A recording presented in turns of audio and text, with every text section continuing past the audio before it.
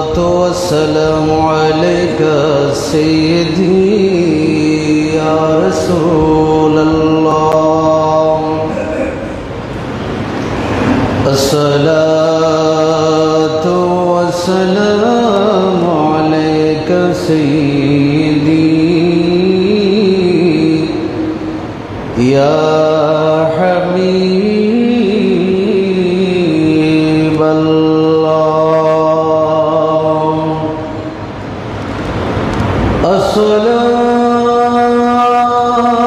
الصلاة والسلام عليك سيدي يا رحمة للعالمين أعوذ بالله من الشيطان الرجيم بسم الله الرحمن الرحيم إن الله وملائكته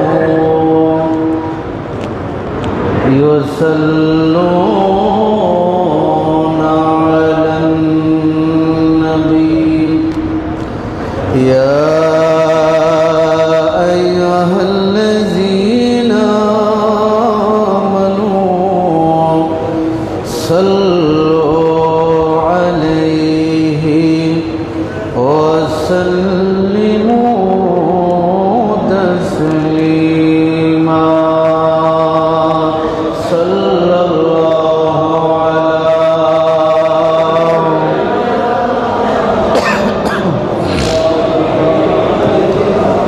صحابه وسلم صلى الله على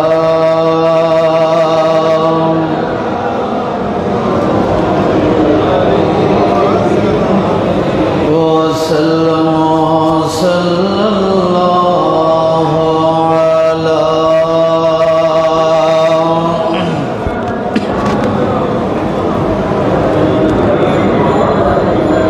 سلم اللهم صل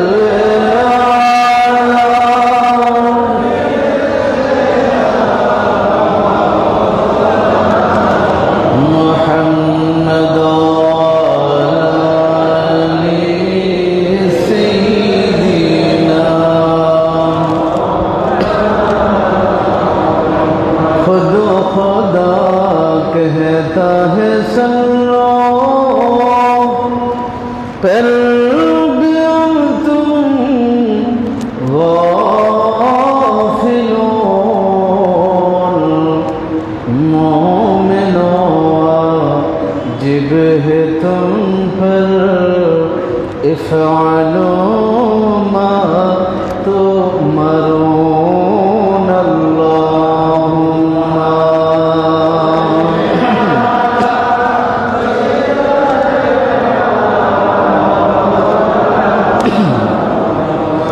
وعلى آل سيدنا بسم الله الرحمن الرحيم حميم والكتاب المبين إنا أنزلناه في ليلة مباركة إنا كنا منذرين صدق الله مولانا العظيم وبلغنا رسوله النبي الحبيب الكريم উপস্থিত হযরত মুসল্লিয়ান কিরাম মুআজ্জাজ মুহতারাম মুরব্বিয়ান আযম যুবক ভাইরা শিশু কিশোর প্রাণের বন্ধুরা রহমানি ওয়া রাহিমাকুমুল্লাহ আসসালামু আলাইকুম ওয়া রাহমাতুল্লাহি ওয়া বারাকাতুহু আল্লাহ পাক রব্বুল আলামিনের পবিত্র দরবারে শত কোটি শুকরিয়ার সাজদা আদায় করছি যে মহান রব্বুল আলামিন আহকামুল হাকিমিন আমাদেরকে তার বাইতুল্লাহর মধ্যে সহি সালামতে এসে উপস্থিত হয়ে কোরআন ও হাদিসের কিছু আলোচনা শুনবার, আল্লাহ রসুলকে রাজি করবার তৌফিক দান করেছেন। শুকরিয়া আদায়ার্থে একবার উঁচু আওয়াজে বলি আলহামদুলিল্লাহ। সম্মানিত উপস্থিতি, আজ সূর্য অস্ত যাওয়ার সাথে সাথে যে মহিমান্বিত রাত শুরু হতে যাচ্ছে, সেই রাতকে সামনে রেখে আজকে জুমার আলোচনাগুলো সাজিয়েছি। এই আলোচনাগুলো শুনে সেই রাতের প্রতি আমাদের যথাযথ তাজিম, ইজ্জত, সম্মান এবং উদযাপন আমরা যেন যথাযথ করতে পারি। আল্লাহ আমাদেরকে তৌফিক যেন দান করেন, সকলে বলে আমিন। আল্লাহ পাক রব্বুল আলামিন পরওয়ারদিগারে আলম সূরা দুখান নামক একটি সূরার শুরুতে আয়াত নাজিল করে আমাদেরকে জানিয়ে দিয়েছেন পবিত্র কোরআনে লাইলাতুল কদর সম্মানিত যেভাবে রাত আছে, অনুরূপ আরেকটি বরকতমণ্ডিত রাত আছে, যেটাকে আল্লাহ কোরআনের ভাষায় লাইলাতুল মুবারাকা বরকতমণ্ডিত রাত হিসেবে আখ্যায়িত করেছেন। যেটা বলি সুবহানাল্লাহ। এই বরকতমণ্ডিত রাত বলতে কোন রাতকে বোঝানো হয় অনেক ইখতিলাফ আছে। অধিকাংশ মুফাসসিরিনে কোরআন, মুহাক্কিক উলামায়ে কেরাম, যুগশ্রেষ্ঠ বুজুর্গানে দ্বীন যুগ যুগ ধরে যেই রাতের কথা বলেছেন সেই রাতটি হলো লাইলাতুন নিসফ মিন শাবান, শাবান মাসের 14 তারিখ দিবাগত রাতকে বুঝিয়েছেন। যেটা বলি সুবহানাল্লাহ। ইখতিলাফ থাকতে পারে, ইখতিলাফ থাকলেও এই রাতের কথা যেহেতু বুজুর্গানে দ্বীনের জবানে এসেছে, মুহাক্কিক যুগশ্রেষ্ঠ উলামায়ে কেরামের জবানে এসেছে, তারা সেই রাতটাকে পালন করেছেন, যুক্তি দিয়েছেন, তারা দলিল দিয়েছেন, তারা উদযাপন করেছেন, ইবাদত বন্দেগী করেছেন। এই জন্য প্রত্যেক মুসলমানের উচিত ইসলামী সংস্কৃতি, ইসলামী ঐতিহ্য, যে শবে বরাত তথা লাইলাতুন নিসফ মিন শাবান সংক্রান্ত যা আছে সেগুলোকে ধরে রাখা, সেগুলো পালন করার মাধ্যমে যেভাবে নবীর সুন্নাত আদায় হয়, সাহাবাদের সুন্নাত আদায় হয়, বুজুর্গানে দ্বীন সালফে সালিহিন মুহাক্কিক উলামায়ে কেরামের যে সুন্নাত তরিকা সেগুলোকে আদায় হয়ে যায়। এই জন্য এই রাত উদযাপন করা প্রত্যেক মুসলমানের উপর আবশ্যক। অনেকে ইখতিলাফ করে, তবে এই কথা বলে হাদিসে পাকের মধ্যে লাইলাতুন নিসফ মিন শাবানের অনেকগুলো দলিল হাদিসে পাকের মধ্যে এসেছে, যেগুলো বিশুদ্ধ হাদিস হিসেবে প্রমাণিত, যেগুলো কেউ খণ্ডন করতে পারে না। তবে হাদিসের পরিভাষায় একটা মাসালা আমাদের জানা থাকা দরকার।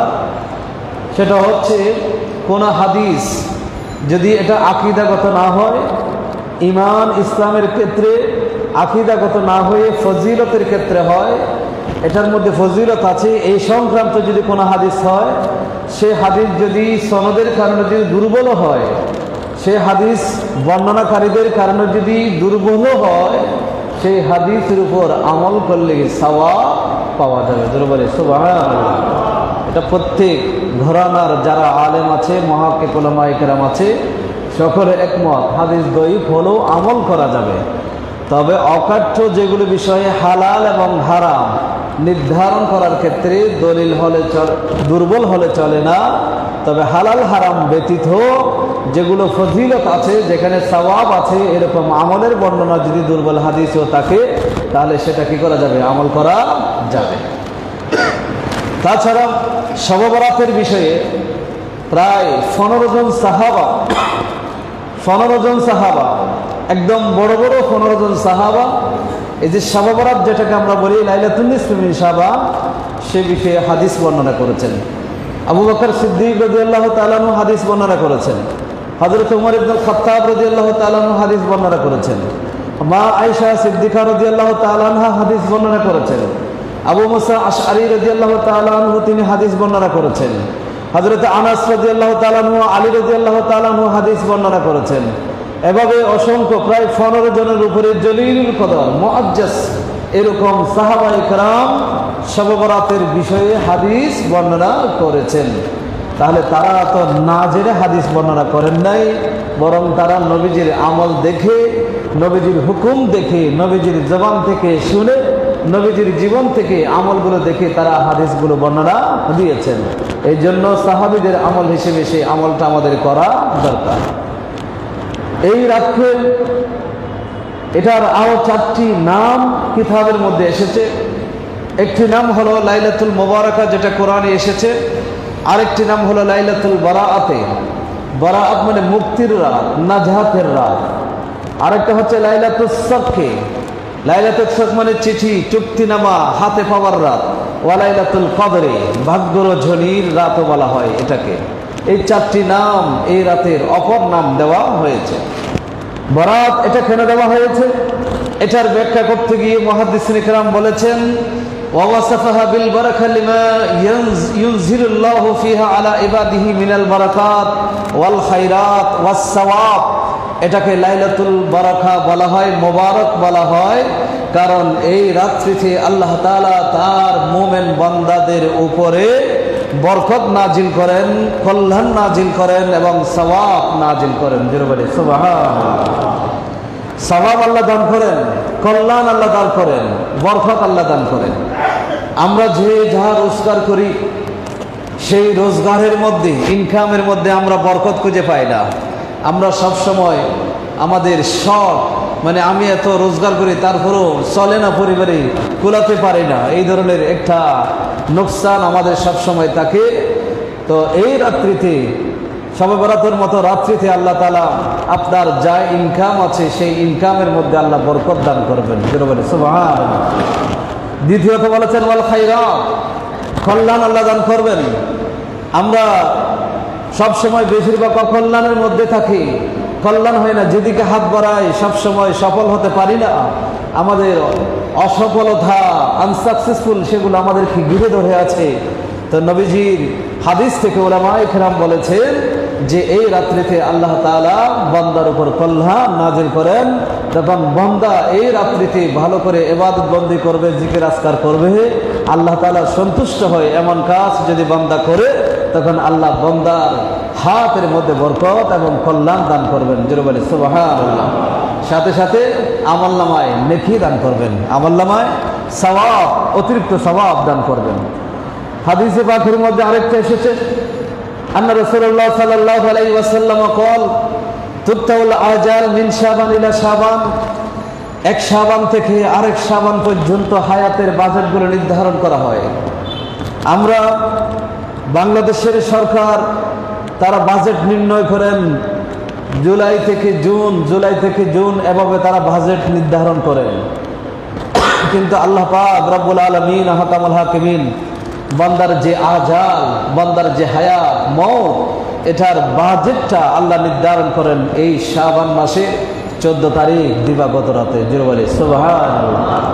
হাদিসে আরো বলা হয়েছে, হাত্তা ইন্নার রাজুল লা ইউনকিহু, এমনকি দেখা যায় যে শাবান মাসে কোন মানুষ বিবাহ করছে, ওয়াইউলাদু লাহু, তার সন্তান হয়, তার বাজেট নির্ধারণ হচ্ছে শাবান মাসে, অথচ ওই বছর বান্দা, অনেক বান্দা আছে বিবাহ করছে, অনেকে আছে অনেকের সন্তান হচ্ছে, ওয়াকাদ উখরিজা ইসমুহু ফিল মাউধা, কিন্তু সেই বান্দার নামটা ওই শাবান মাসে আল্লাহ তাআলা পরবর্তী 1 বছর আগামী শাবান মাস পর্যন্ত যাদের মৃত্যু অবধারিত করে আল্লাহ রেখেছেন, তাদের সেই লিস্টের ভিতরে অন্তর্ভুক্ত করে দিয়েছে, অথচ আমরা সেটা জানি না। এই জন্য এই শাবান মাস খুবই গুরুত্বপূর্ণ একটি আমাদের মাস। এই হাদিস আল্লামা ইবনে কাসির, ইমাদউদ্দিন ইবনে কাসির রহমাতুল্লাহি আলাইহি তাফসীর ইবনে কাসিরের মধ্যে বর্ণনা করেছেন। হযরতে ওমর বিন আব্দুল আজিজের ব্যাপারে একটি ঘটনা এসেছেন।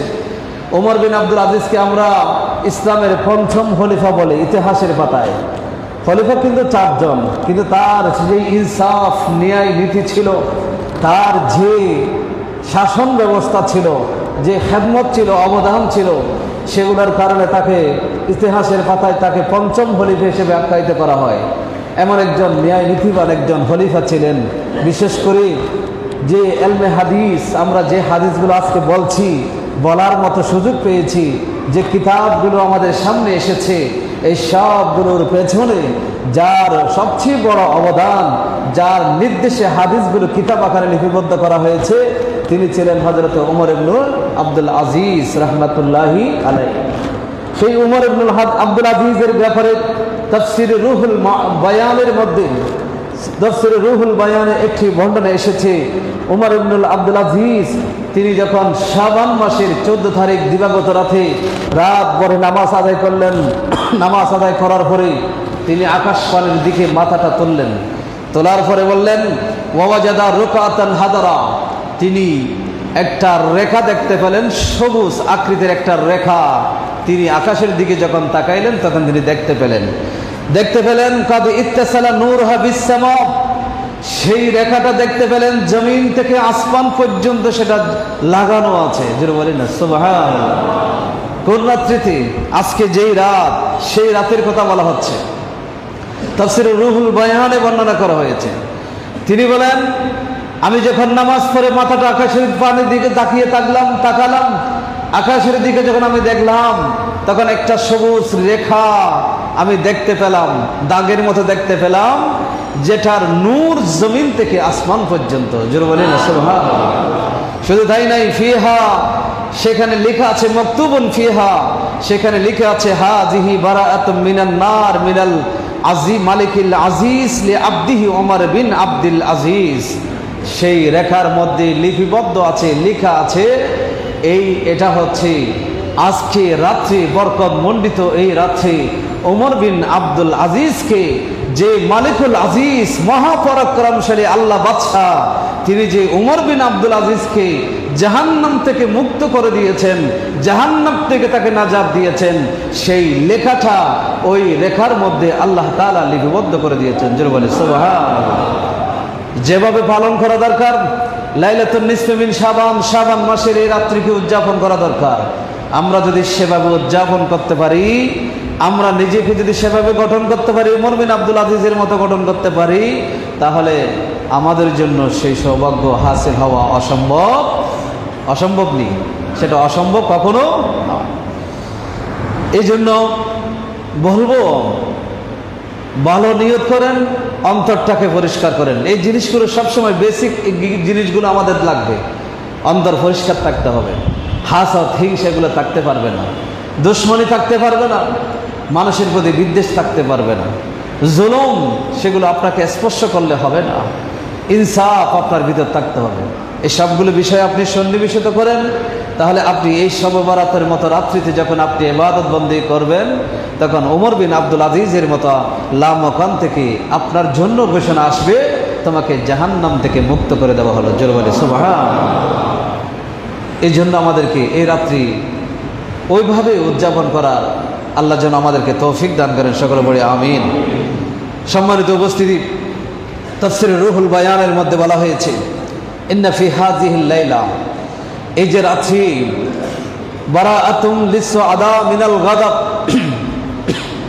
আল্লাহর গজব থেকে, আল্লাহর ক্রোধ থেকে, আল্লাহর অসন্তুষ্টি থেকে যারা সৌভাগ্যবান, সৌভাগ্যশীল যারা, নেককার যারা, সাঈদ যারা, সেই বান্দাগুলোকে আল্লাহর ক্রোধ থেকে চিরদিনের জন্য তাদেরকে নাজাত দিয়ে দেওয়া হয়। জোরে বলে সুবহানাল্লাহ। তার মানে হলো আল্লাহ তাদের জন্য ঘোষণা করে, বান্দা তোমার উপর আমি আর কখনো রাগ করব না, তোমার উপর আমি কখনো অসন্তুষ্ট হব না। এর মানে হলো যে ওই বান্দা দ্বারা জীবনে আর কোনোদিন আল্লাহ অসন্তুষ্ট হয় এমন কোনো কাজ কি হবে না, সংগঠিত হবে না। আল্লাহ তার উপর সবসময় সন্তুষ্ট থাকবেন এমন কাজ সে সারা জীবন করতে পারবে, সেই তৌফিক আল্লাহ তাকে দান করবেন। এই রাত্রিতে সেই কাজটা হয়।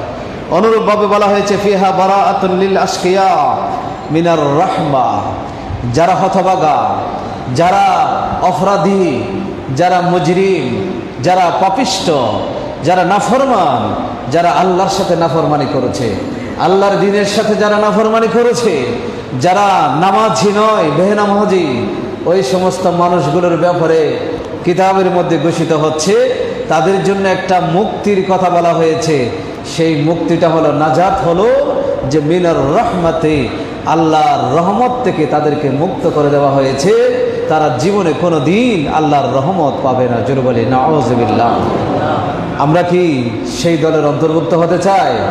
একটু আওয়াজ দিয়ে বলে আমরা চাই। আল্লাহ যেন আমাদেরকে ওই দলের অন্তর্ভুক্ত যেন না করেন। সকলে বলে আমিন। ওই দলের অন্তর্ভুক্ত যদি আমরা হয়ে যাই, সেই দলে কে আছে জানেন? সেই দলে আছে ইবলিস। আল্লাহ বলেছেন ফাইন্নাকা রাজিম মুখরুজ ফাইন্নাকা রাজিম, এই ইবলিস তুমি বের হয়ে যাও, কারণ তুমি বিতাড়িত, আল্লাহর রহমত থেকে বিতাড়িত। রহমতের থেকে তোমাকে বের করে দেওয়া হয়েছে, রহমতের ভিতরে তুমি আসতে পারবে না। সুতরাং যারা এই লাইলাতুল বারাতে, লাইলাতুন নিসফ মিন শাবানের শবে বারাতের রাত্রিতে কিছু মানুষ আছে যারা অপরাধী, তাদেরকে আল্লাহর রহমত থেকে চিরতরে বের করে দেওয়া হয়। আল্লাহ তাদেরকে তার রহমতের চাদরে আসার সুযোগ কখনো দেবে না। ওই মানুষগুলো হাজারো চেষ্টা করে, রাতে ঘুমানোর সময় চেষ্টা করে ফজরের নামাজ পড়ব, কিন্তু ফজরের নামাজ পড়ার সুযোগ তাদের হয়। ফজর হলে বলে জোহর থেকে পড়বো, কিন্তু জোহর পড়ার সুযোগ হয় না। তারা অনেক সময় বিপদে পড়লে নিয়ত করে আজ থেকে আমি গুনাহ করব না, কিন্তু গুনাহ থেকে বেঁচে থাকার তাদের সুযোগ হয় না। কেন সুযোগ হয় না? কারণ তারা আল্লাহর রহমত থেকে দূরে চলে গিয়েছে। আল্লাহ তার রহমত থেকে তাদেরকে দূরে বের করে দিয়েছে। এই ধরনের এই জায়গায় যেন আমরা যেতে না পারি, এই জায়গায় থেকে যেন আল্লাহ আমাদেরকে হেফাজত করেন। আল্লাহ যেন আমাদেরকে আল্লাহর রহমতের চাদর থেকে যেন বের করে না দেন, এই ফরিয়াদ সর্বদা আল্লাহর কাছে আমরা যেন করতে পারি। আল্লাহ যেন আমাদের তৌফিক দান করেন। সকলে পড়ে আমিন। সম্মানিত উপস্থিতি, এই রাত্রির 5টি বৈশিষ্ট্য আছে। যারা এসেছেন এখানে একটা ফতোয়ার বিষয় এসেছে, অনলাইনে আপনারা দেখবেন, ফেসবুকে দেখবেন, বিভিন্ন জায়গায় দেখবেন। ওরা বলে লাইলাতুন নিসফ মিন শাবান কোরআনে আছে, হাদিসে আছে, আমরা মেনে নিলাম, কিন্তু তোমরা যেভাবে পালন করো এই পদ্ধতিতে কোরআনেও নাই, হাদিসেও নাই। বলে কি ছিল? কোরআন এবং হাদিসে কি আছে? তারা একটা হাদিস তারা দলিল হিসেবে উপস্থাপন করেন। আম্মা জান আয়েশা সিদ্দিকা রাদিয়াল্লাহু তাআলা আনহা হাদিসটি বর্ণনা করেছেন। আম্মা জান আয়েশা সিদ্দিকা রাদিয়াল্লাহু তাআলা আনহা তিনি বলেন যে আমি এক রাত্রিতে আমার নবী আমার বিছানায় থাকার কথা ছিল, ঘুমিয়েছিলাম, কিন্তু কিছুক্ষণ পরে যখন দেখি নবীজিকে যখন আমি আমার বিছানায় পাইলাম না, নবীজিকে যখন বিছানায় পেলাম না, হারিয়ে ফেললাম, তখন আমি আমার যে উম্মাহাতুল মুমিনিন আরো যারা ছিলেন সমস্ত উম্মাহাতুল মুমিনিনের ঘরের দরজায় উকি দিয়ে দিয়ে দেখলাম নবীজির সুগন্ধি পাই কিনা, নবীজি কি ওখানে কারো ঘরে গিয়েছে কিনা, এটা আমি সন্ধান করলাম, পাইলাম না। না পেয়ে আমি হয়রান হয়ে গেলাম, বিচলিত হয়ে গেলাম। ঘর থেকে বের হলাম, বের হয়ে জান্নাতুল বাকি শরীফের পাশে গেলাম। জান্নাতুল বাকি শরীফের পাশে গিয়ে দেখলাম আমার নবী জান্নাতুল বাকির পাশে দাঁড়িয়ে 2 হাত তুলে তিনি দোয়া করছেন। যারা জান্নাতুল বাকিতে যে সমস্ত সাহাবায়ে কেরাম শুয়ে আছেন তাদের জন্য দোয়া করছেন, বিশ্ব মুসলিমের জন্য দোয়া করছেন, নিজের জন্য সেখানে দোয়া করছেন। জোরে বলি সুবহানাল্লাহ। আয়েশা সিদ্দিকা ঘরে ফিরে আসলেন, নবীজি জিয়ারত করে সেখান থেকে যখন হুজরায় চলে আসলেন, আয়েশা সিদ্দিকা বললেন, ইয়া রাসূলুল্লাহ, আজকে আপনাকে আমি এমন একটি কাজ করতে দেখলাম যেটা কখনো করেন নাই। আপনি চলে গেলেন, আমি তো মনে করেছি আপনি আপনার অন্য কোনো স্ত্রীর কাছে গিয়েছেন, এটা মনে করেছিলাম। আপনি কোথায় গিয়েছেন? তখন নবীজি বলেন, আয়েশা তুমি কি মনে করো আমাকে নাইনসাফ করবো, এটাকে মনে করো? আয়েশা বললেন সেটা না। তখন আয়েশা সিদ্দিকাকে নবীজি বলেন, তুমি কি জানো আজকে রাতটা কোন রাত? আয়েশা বললেন, আল্লাহু ওয়া রাসূলুহু আলাম, আল্লাহ এবং আল্লাহর রাসূলই তো ভালো জানে। তখন নবীজি বলেন, আজকের রাতটি হলো লাইলাতুন নিসফ মিন শাবান, শাবানের রাত্রি, শাবানের মধ্যবর্তী রাত্রি। এই রাত্রিতে ইবাদত বندگی করবে, এই রাত্রিতে আল্লাহ তাআলা প্রথম আসমানের দিকে নজর দেন, দুনিয়ার আকাশের দিকে নজর দেন। ফায়াগফিরু লি আকসারা মিন আদাদে শারে গানামে কালব, বনু কলব গোত্র সবচেয়ে বেশি ছাগল লালন পালন করত। সেই কলব গোত্রের যতগুলো ছাগল আছে, সেই ছাগলের গায়ে যতগুলো লোম আছে, সেই লোমের চেয়েও বেশি বান্দাকে আল্লাহ তাআলা এই রাত্রিতে ক্ষমা করে দেন। জোরে বলে সুবহানাল্লাহ। অসংখ্য উম্মতকে আল্লাহ তাআলা এই রাত্রিটি ক্ষমা করে দেন। এখানে লাইলাতুন নিসফি মিন শাবানের ফজিলতের কথা এসেছে, এই রাত্রি যে কবর জিয়ারতের কথা এসেছে, এই রাত্রিতে ইবাদত বندگির কথা এসেছে, এই রাত্রিতে আল্লাহর কাছে ধর্ণা দেওয়া, আল্লাহর কাছে দোয়া করার কথা এসেছে। কিন্তু এটা সবাই মেনে নেয়, প্রত্যেক ঘরানার আলেম ওলামা সবাই মেনে নেয়। হে লাইলাতুন নিসফি মিন শাবান কোরআনও আছে, হাদিসে আছে। কিন্তু নবীজি চাইলে তো আয়েশা সিদ্দিকাকে ডেকে বলতে পারতেন, আয়েশা তুমি জানো না আজকে শাবানের রাত, তুমি উঠে নামাজ পড়ো। নবীজি তো আয়েশা সিদ্দিকাকে সে কথা বলেন নাই। নবীজি মদিনার অনেক সাহাবা ইকরাম ছিলেন, তাদেরকে তো বলেন নাই যে সাহাবা আজকে লাইলাতুন নিসফি মিন শাবান, তোমরা মসজিদে এসে সবাই একত্রিত হয়ে নামাজ আদায় করো, জিকির আজকার করো, সে কথা তো নবীজি বলেন নাই। তাহলে এখন প্রশ্ন হচ্ছে, এটা আমরা যেটা করি সমবেত হয়ে করি, একসাথে করি, এই করা নবীজির করা এক নয়। এই ধরনের প্রশ্ন আমাদের সামনে ছুটে দেওয়া হয়। আমরাও বলি আমি তো কাউকে ডাকি নাই, এখানে নিষেধ আছে নাই, নিষেধ আসে নাই, তবে হাদিস থেকে নবীজি কাউকে ডাকে নাই। কেউ যদি চলে আসে তাহলে তো কোনো অসুবিধা, কোনো অসুবিধা, কারণ আমি তো কাউকে ডাকি নাই। আমি এখনো তো আপনাদেরকে বলি না আপনারা সবাই মসজিদে চলে আসবেন, বলেছি। তা আমরা তো বলি না, আমরা ফজিলত বর্ণনা করেছি, যার ইচ্ছা সে মসজিদে আসবে, কোনো অসুবিধা, আসলে কোনো অসুবিধা নাই। আরেকটি কথা, খাজা ওসমান হারওয়ানি রহমতুল্লাহি আলাই, উনি ছিলেন পীর সাহেব আজা খাজা গরিবের নওয়াজ রহমতুল্লাহি আলাই। একদিন খাজা ওসমান হারওয়ানি রাত্রে এশার নামাজের পরে ঘোষণা দিলেন, আগামীকাল ফজরের নামাজ আমার পিছনে যারা যারা পড়বে সবাই জান্নাতি। সবাই কি কথা বলেন না? সবাই জান্নাতি হয়ে যাবে। কিন্তু যে এই কথাটা কাউকে বলবে সে জাহান্নামে হবে। বুঝতেছেন? বললো আমি আগামীকাল আমার পিছনে ফজরের নামাজ যারা পড়বে সবাই কি জান্নাতি, আওয়াজ দেন সবাই কি জান্নাতি। কিন্তু কথা হলো যে এই কথাটা কাউকে বলবে, এলান করবে, জুবান থেকে বের করে বলবে, সে কিন্তু জাহান্নামে, সে কিন্তু। খাজা গরিবের আমার চিন্তা করলেন, এটা তো আমি জানি, আর কেউ আমাকে না বলা হলো, কাউকে তো বললেন না।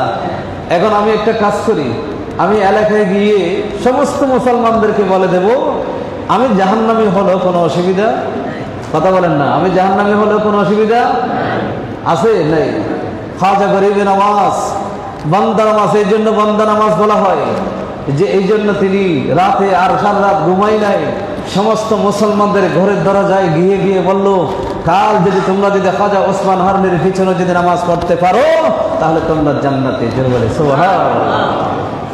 সমস্ত মানুষ, ফজরের আজান হলো, জামাত শুরু হলো, তিনি জামাত শেষ করলেন, পিছন দিকে তাকাই দেখলেন লাখ লাখ মানুষ জামাতের মধ্যে উপস্থিত হয়ে গেছে। তিনি জিজ্ঞেস করলেন, আমি তোমাকে বলেছিলাম যে যে পড়বে সে জান্নাতি, কিন্তু বললে জাহান্নামী বলেছিলাম, এই কাজটা কে করলো? তখন খাজা গরিবের নামাজ বলেন, আমি করেছি। বলে কেন করেছো, তুমি কি জাহান্নামী হতে চাও?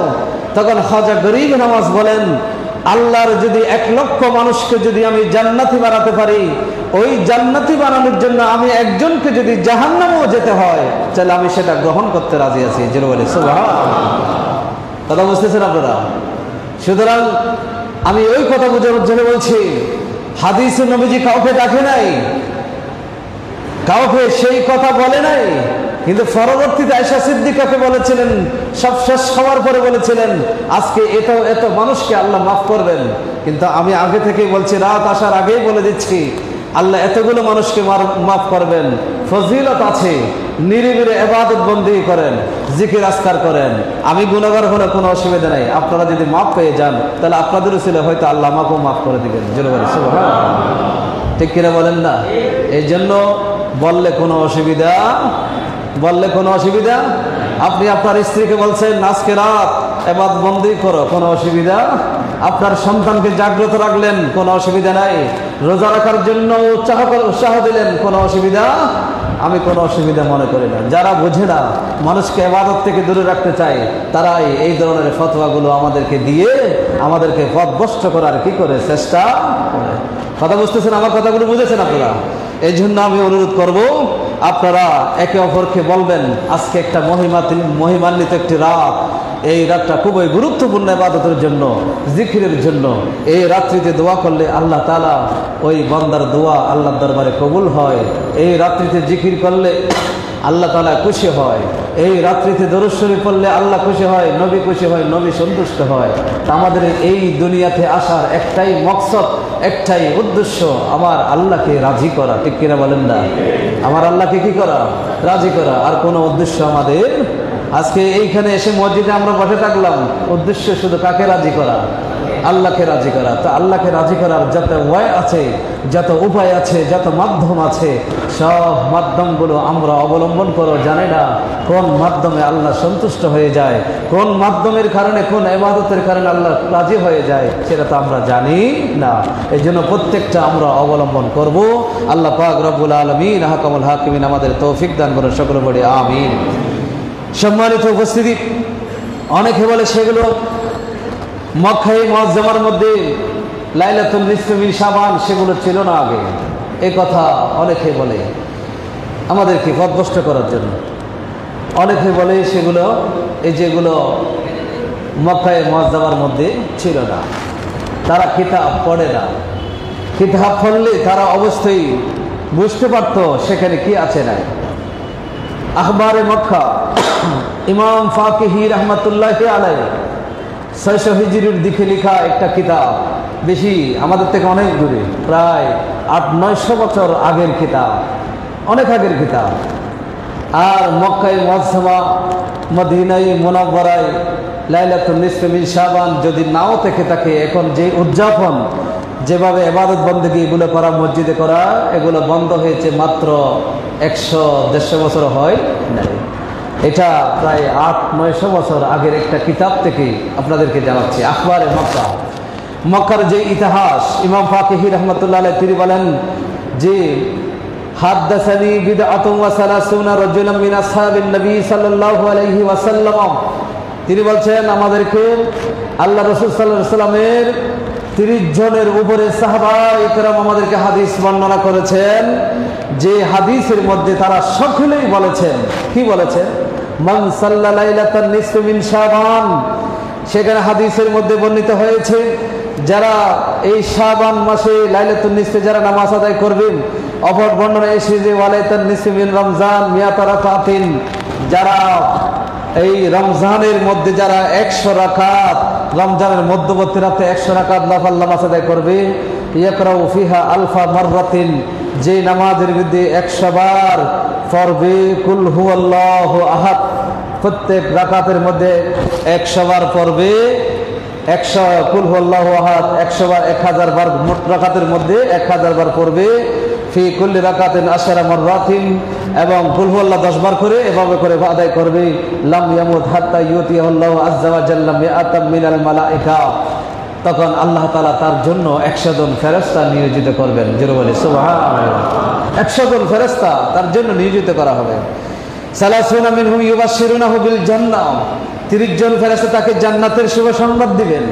ওয়ালা সালাসুনা মিনহুম ইউআমিনুনাহু মিন আযাবিল্লাহি আযজা ওয়া জাল্লা, আর 30 জন ফেরেশতা তাকে জাহান্নাম থেকে মুক্ত করার জন্য নিরাপত্তা দান করবে। ওয়া ইউবাশশিরুনাহু বিল জান্নাহ, অপর 30 জন তাকে জান্নাতের শুভ সংবাদ দান করবে। তার 30 জন তাকে জাহান্নাম থেকে মুক্ত করবে। ওয়াফার 30 জন ইয়াসিমুনাহু মিনাল খাতায়া, গুনার কাছ থেকে তাকে বাঁচিয়ে রাখবে। ওয়াল আশরাতুল বাকি ইয়াকিদুনাহু মিন আদাইহি, বাকি 10 জন আপনার যারা দুশমন আছে, শত্রু আছে, যারা আপনার সাথে দুনিয়াতে আপনার কাজ কারবারে, পরিবারে, পারিবারিক জীবন অতিবাহিত করতে গিয়ে, সামাজিক রাজনৈতিক জীবন অতিবাহিত করতে গিয়ে যারা আপনার সাথে শত্রুতামি করে, সেই শত্রুর মোকাবিলায় দাঁড়িয়ে থাকবে। জোরে বলে সুবহানাল্লাহ। এই রাত্রিতে যারা 100 রাকাত নফল নামাজ পড়বে, তাদের জন্য এই কাজগুলো তারা করবে। এটা কোন কিতাব বলছে? এটা আজ থেকে 900 বছর আগে লিখিত একটা কিতাব। এই কিতাবের মধ্যে আল্লাহ মাফাকিহি, এগুলো মক্কার জমিনে ছিল, মক্কার হানায় কাবার মধ্যে এই কাজগুলো করা হতো, সেখানে এগুলো বর্ণনা হয়েছে। সুতরাং এই রাত কোনো অবস্থায় কম নয়, ফজিলতের দিক দিয়ে কম নয়। যারা যা বলার তারা তাই বলবে, কিন্তু আমাদের উচিত ইবাদত করার সেই সুযোগ এটা কাজে লাগানো। একটা রাত মাত্র, সারা রাত জাগ্রত থেকে ঘুমানোর কোনো প্রয়োজন নাই। একটা রাত মাত্র, এই একটা রাত জাগ্রত থেকে ইবাদত বন্দি করা, আল্লাহর জন্য আল্লাহর দরবারে চোখের পানি ছেড়ে দিয়ে কান্নাকাটি করা, আল্লাহর কাছে দোয়া করা, আরজ করা, এটা আমাদের জন্য খুবই গুরুত্বপূর্ণ একটি বিষয়। যারা বুঝেন, যদি নিজের জীবনে কেউ না কেউ, এমন কেউ তো নেই যে জীবনে কষ্ট নাই, এমন কেউ নেই জীবনে কষ্ট পান নাই, দুঃখ ছিল না, অসুখ বিসুখ হয় নাই, এমন তো কেউ নেই। মানুষ মাত্রই তার সুখ দুঃখ তার জীবনের একটা সঙ্গী হিসেবে ছিল। তাহলে সেই দুঃখটাকে আপনি স্মরণ করুন। এখন আপনি সুখে আছেন, সেটাকে স্মরণ করে নয়, আপনি সেই দুঃখটাকে স্মরণ করুন। গত বছর আপনি কোন অবস্থায় ছিলেন, আজকে আপনি কোন অবস্থায় আছেন, সবগুলো স্মরণ করে আল্লাহর কাছে মাথা নত করুন, আল্লাহর কাছে চলে আসেন। ইবাদত বন্দেগী নিজেকে সবে দিন। আল্লাহর কাছে যখন চলে আসবেন, তখন আল্লাহ সন্তুষ্ট হয়ে আপনার দুনিয়াও সাকসেস করে দিবি। দুনিয়াতেও আপনি সফল হবেন, আখিরাতেও আপনি সফল হবেন। আল্লাহ পাক রব্বুল আলামিন আহকামুল হাকিমিন আমাদেরকে তৌফিক দান করুন, সকলে পড়ে আমিন। সম্মানিত উপস্থিতি, একটার মধ্যে আমি শেষ করে দেব। মক্কার যে কথাগুলো আমি বলতে চাচ্ছিলাম, মক্কার মধ্যে কেমন কি হয়েছিল, সাহাবায়ে কেরাম কি আমল করত, তার একটা বর্ণনা হাদিসে পাকের মধ্যে এসেছে। সেখানে এসেছে, ইন্না আহলা মক্কা লাইলাতান নিসফি মিন শাবান ওয়া ইজতিহাদান ফিহা লিফাদলিহা ওয়া আহলু মক্কা ফিহা ফিমা মাদা ইলাল ইয়াউম ইযা কানা লাইলাতুন নিসফি মিন শাবান। এটাই হচ্ছে মূল কথা। লাইলাতুন নিসফি মিন শাবান যখন চলে আসে, মক্কার অধিবাসীরা খারাজা আম্মাতুর রিজাল ওয়ান নিসা ইলাল মসজিদ, সমস্ত অধিকাংশ, আম্মা মানে অধিকাংশ, নারী পুরুষ সবাই ঘর থেকে বের হয়ে যেতেন। কোথায় যেতেন? হানায় কাবায় যেতেন। এখানে একটা ফতোয়া মনে রাখবেন, আমাদের এখানে নারীরা আমাদের মসজিদে আসতে পারবে না। মক্কার যারা ছিল তারা হানায় কাবায়, হেরামের মধ্যে নারী পুরুষ কোনো ভেদাভেদ নেই, নারী পুরুষ একসাথে সেখানে যে থাকতে পারে, এখানে কোনো সমস্যা নেই। কিন্তু মসজিদে নববীতে গেলে ফতোয়া আলাদা হয়ে যায়, নারীর জায়গায় নারী, পুরুষের জায়গায় পুরুষ হয়ে যায়। অনুরূপভাবে আমাদের এখানেও নারী পুরুষের সাথে মসজিদে আসতে পারবে, কিন্তু হানায় খাবার মধ্যে যখন লাইলাতুন নিসফি মিন শাবান হতো, তখন সমস্ত নারী পুরুষরা একসাথে মসজিদে নববীতে, মসজিদে হারামের মধ্যে চলে যেতেন, হারাম শরীফের মসজিদে চলে যেতেন। ফাসাল্লুম, তারা সেখানে সালাত আদায় করতেন, ওয়া তাওয়াফু, তাওয়াফ করতেন, ওয়া আহিয়ু লাইলাতাহুম হাত্তা সাবা, সকাল পর্যন্ত পুরো রাত তারা সেখানে জাগ্রত থাকতেন। জোরে বলেন সুবহানাল্লাহ। এটা কিতাব থেকে বলছি।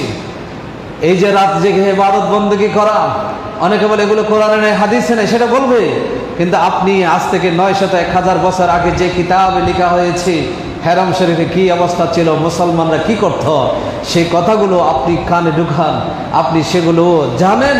জানার পরে আপনি চেষ্টা করবেন সেই কোনটা সত্য আর কোনটা মিথ্যা। কিতাবের মধ্যে আসছে, ওয়া আহিয়ু লাইলাতাহুম হাত্তা সাবা বিল কিরাআতি ফিল মসজিদিল হারাম, তারা মসজিদে হারামের মধ্যে বসে বসে কোরআন তেলাওয়াত করতেন, নারী পুরুষ সবাই সেখানে কোরআন তেলাওয়াত করতেন। হাত্তা ইয়াখতিমুল কোরআন কুল্লাহু, এমনকি অনেকেই সেখানে পুরো কোরআনের একটা খতম আদায় করে ফেলতেন। জোরে বলে সুবহানাল্লাহ। এখনো আপনারা চাইলে পারেন, মসজিদে যারা এখানে অনেকগুলো শিক্ষিত ভাইরা আছে কোরআন পড়তে পারেন, আপনারা 30 জন এক জায়গায় বসেন, 30 জন বসে একজন এক পারা করে কোরআন শরীফ পড়েন, তাহলে 30 পারা কোরআন কি হয়ে যাবে আদায়। কথা বুঝতেছেন আপনারা? 30 জন যারা জানেন, একজন এক পারা করে নেন, বলে তুমি 1 নম্বর 2 নম্বর 3 নম্বর এভাবে করে পারা ভাগ করে দেন। 30 জন বসে একটা খতম আদায় করে ফেলেন, আবার আর 30 জন বসে আরেকটা খতম আদায় করেন। আপনারা এতগুলো মানুষ, হাজার হাজার মানুষ এখানে মুসল্লি সবাই থাকে, তা আপনারা চাইলে তো এই মসজিদে আজকে রাতের মধ্যে আপনারা চাইলে এখানে 4-5টা কোরআনের খতম কি করা যায় আদায় পারবেন না আপনারা? এটা আপনারা করতে পারেন। ঘরের মধ্যে আপনাদের মেয়েরা আছে, আপনারা চাচাতো বোন আছে, চাচাতো ভাই আছে, এরকম আছে, ছেলেরা আছে, মেয়েরা আছে, ইয়ং জেনারেশন যারা আছো, তোমরা ঘরের মধ্যে যুবকরা সবাই মিলে আজকে একটা শিডিউল করো, আমরা এশার নামাজের পরে ঘরে যাব, ঘরে গিয়ে বসে আমরা সবাই মিলে উঠানের মধ্যে বসবো, বসে আমরা 10 জন 12 জন যারা আছে, আমরা চাচাতো ভাই জ্যাঠাতো ভাই যারা আছে, আমরা সবাই বসে একটা কোরআনের খতম কি করব আদায়। এটা চাইলে পারে না। আজকে ওই শিডিউল নাই। আজকে 14ই ফেব্রুয়ারি শিডিউল করে রেখেছে কোথায় পার্কে করতে যাবে, ঠিক কিনা বলেন না? ওইটা শিডিউল করে রেখেছ যেটা তোমাকে জাহান্নামে নিয়ে যাবে। তোমার আজকে দরকার ছিল লাইলাতুল নিসফি মিন শাবান আসতেছে, আমার শিডিউল কি হবে, আমরা কি করব। আমরা তো ওই মহল্লার মধ্যে আমরা তো 10-12 জন যুবক আছে, রাতে বসে বসে আড্ডানা দিয়ে আমরা গল্পগুজবটা করে আমরা বসে চাইলে তো একটা কোরআনের খতম একজন আদায় করতে না পারলেও আমরা চাইলে তো 30 জনে মিলে 10 জনে মিলে 20 জনে মিলে আমরা চাইলে কোরআনের খতম কি করতে পারি আদায়। এই শিডিউল আজকে যুবকদের মধ্যে নাই। তো রহমত কি এমনি এমনি আসবে? এই জন্য অনুরোধ করব, মক্কার লোকেরা ওই যে খানায় খাবার মধ্যে কোরআনের খতম দিতেন, আমরা চাইলে সেই সুন্নাতটা আঁকড়ে ধরতে পারি। আমরা চাইলে আমাদের ঘরে বসে আমাদের স্ত্রীকে নিয়ে আমাদের সন্তানদেরকে নিয়ে আমরা চাইলে আমরা পরিবারের ভিতরে একটা চাইলে কোরআনের খতম কি করতে পারি আদায় করতে পারি। পরিবারের মধ্যে 10-12 সদস্য তো প্রায় পরিবার আছে যেগুলো যৌথ পরিবার, সিঙ্গেল হলে সেখানে 2-3 জন 4 জন এরকম তো আছেই, তাইলে আপনারা আদায় করতে পারেন। আল্লাহ আমাদেরকে তৌফিক দান করুন, সকলে বলি আমিন। ওয়াইসাল্লু, তারা দরুদ শরীফ পড়তেন সেখানে, ওয়ামান সাল্লাম মিনহুম তিলকাল লাইলা মিয়াতা রাকাতিন ইয়াকরাউ ফি কুল্লি রাকাতিন বিল হাম ওয়া কুল হুয়াল্লাহু আহাদ 10 মাররা। এখানে বলা হয়েছে যারা নামাজ পড়বে তারা যখন আলহামদুর পরে কুল হুয়াল্লাহ 10 বার করে পরে পরে যখন 12 রাকাত তারা সেখানে নামাজ আদায় করবে, 100 রাকাত নামাজ আদায় করবে। ওয়া আখাযু মিন মাই জামজাম তিলকাল লাইলা, এবং ওই সমস্ত মুসলমানগুলো তখন এগুলো সবগুলো ইবাদতগুলো শেষ করে তারা জমজমের পানি পান করতেন। জোরে বলে সুবহানাল্লাহ। আপনি চাইলে সেটা আপনাদের অনেকের ঘরে জমজমের পানি আছে, যারা হজ করতে গেছেন, উমরা করতে গেছেন, উপহার পেয়েছেন, এরকম জমজমের পানি আছে। নিয়ত করেন মক্কার লোকেরা এই কাজটা করতো, নবীর সাহাবায়ে কেরাম এই কাজ করতো। আজকে আমিও সর্বশেষ চেহারি খাবো, চেহারিকে একটু জমজমের পানি পান করবো। পারবেন না? যাদের আছে তারা অবশ্যই পারবে। এবং সাথে ওয়াক্তাসাল, তারা ফাশারিবু ওয়াক্তাসালু বিহি, তারা জমজমের পানি দিয়ে, আমাদের তো সেরকম ব্যবস্থা নাই, তারা পান করতো এবং গোসল করতো সেখানে। ওই জমজমের পানি সেখান থেকে নিয়ে তারা সেখানে গোসল করতো। ওয়াবাহু ইনদাহুম লিল মারজা, সে জমজমের পানি অসুস্থ ব্যক্তিদের জন্য ঘরে নিয়ে আসতো। ইয়াবতাগুনা বিযালিকাল বারাকা ফি হাযিহিল লাইলা, তারা এই কাজগুলো করতে কেন বলে এই লাইলাতুল মুবারাকার বরকত হাসিলের উদ্দেশ্যে তারা এই কাজগুলো করত। আল্লাহ পাক রব্বুল আলামিন আহকামুল হাকিমিন আমাদেরকে এই আমলগুলো করার তৌফিক দান করুন, সকলে বলি আমিন। আজ রাত হচ্ছে মহিমান্বিত রাত, এশারের নামাজের পরে যাদের ইচ্ছা হয় আসবেন, যাদের ইচ্ছা হয় না আসবেন না, সেটা আপনার ব্যক্তিগত ব্যাপার। তারপরও আমি আসবো ইনশাল্লাহ। আমি আসার পরে সামান্য কিছু আমি